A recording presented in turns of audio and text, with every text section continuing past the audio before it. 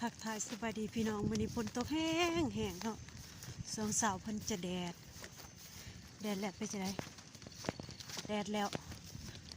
ตอนเช้าหันแดดเนาะมาประมาณบ่ายโมงปลาย2 โมงอย่างนั่นแหละเพิ่นก็ตกแห้งเป็นแห้งเลยพี่น้องแห้งอีหลีแล้วเนาะ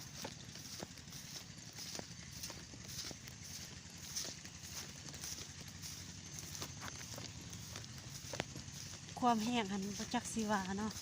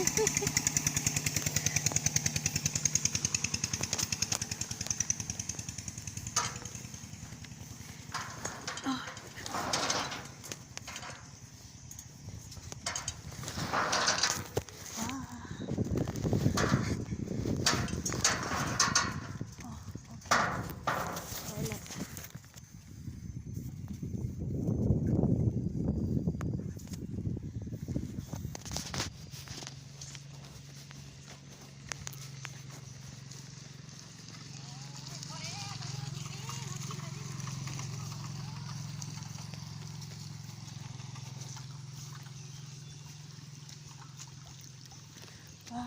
เส้นทางพี่น้องฝนความมันตกแห้งเนาะ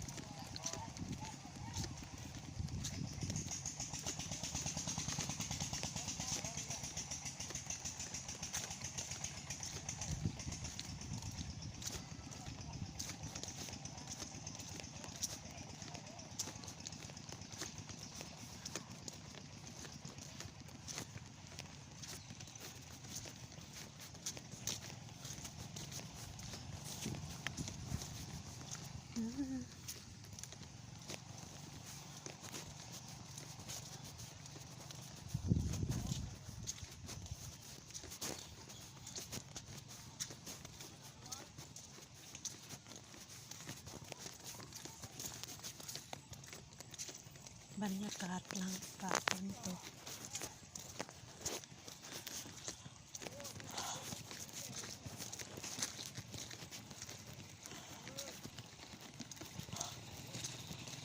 หัว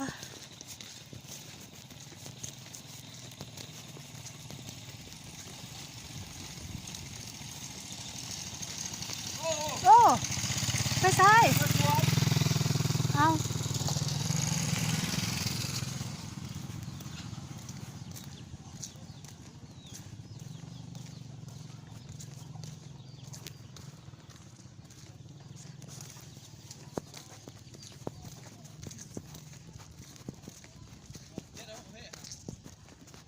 เก็บแน่ยังแน่จะได้อีแม่เก็บคายแล้วไปจะได้ซื้อบ่โอ้ซื้อกาแฟน่ะปิ่นเนาะเขาเตะอยู่โกก็ตะเกียบ เขาสิขายให้ไผพอขาไม่ขาลายแท้ ใครเพิ่งไปแล้วเหลือกเอาเลย โลเท่าไหร่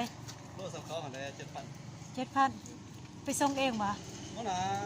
เอาซื้อให้ไผซะซื้อส่งอยู่บ้านนี่ฮะโอ้เขามาเอาอยู่พี่บ่มันก็ขายอยู่ดอกบ่เปลืองละมันเนาะขี่รถจักรเลาะซื้อ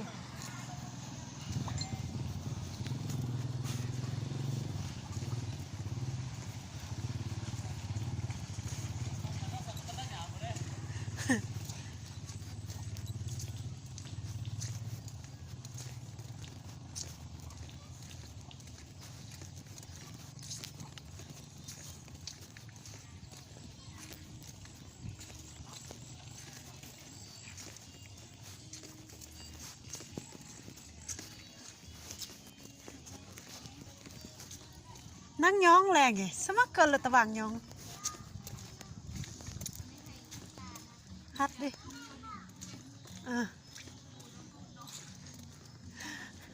เฮ้ยง่ายเบอร์ฮัดไงตาได้ใบหลุดอ้าวพวมล่างเด้เนี่ยล่างไอ้พวกหอบโนพอดียกพอดีมาไอ้หอบโนตับแล้ววันสุดไปช่วยมุก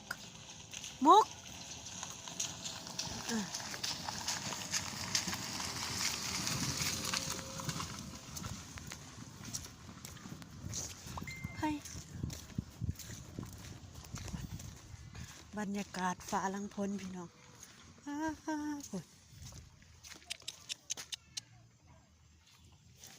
พลตกไปอังกฤษไป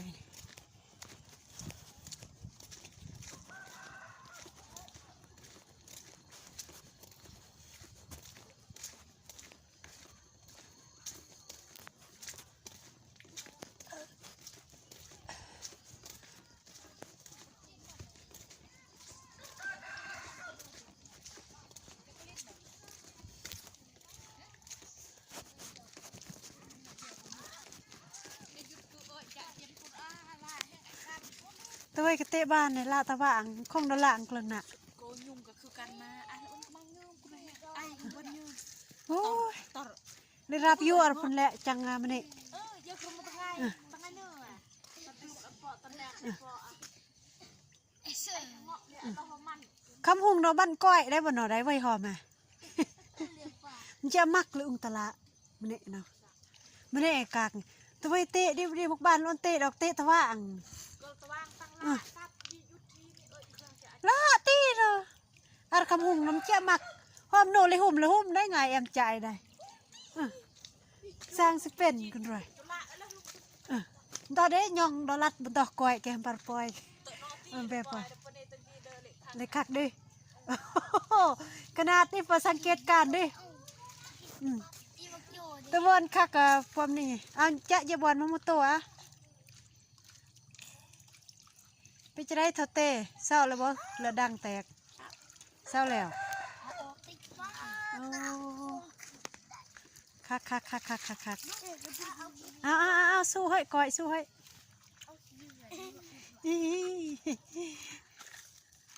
ถ้าจีนไว้ปองเหียนคักดิเอาเพื่อน2 นิ้วเบิ้งยิ้มบ้างไงคำเพื่อน2 นิ้วยิ้ม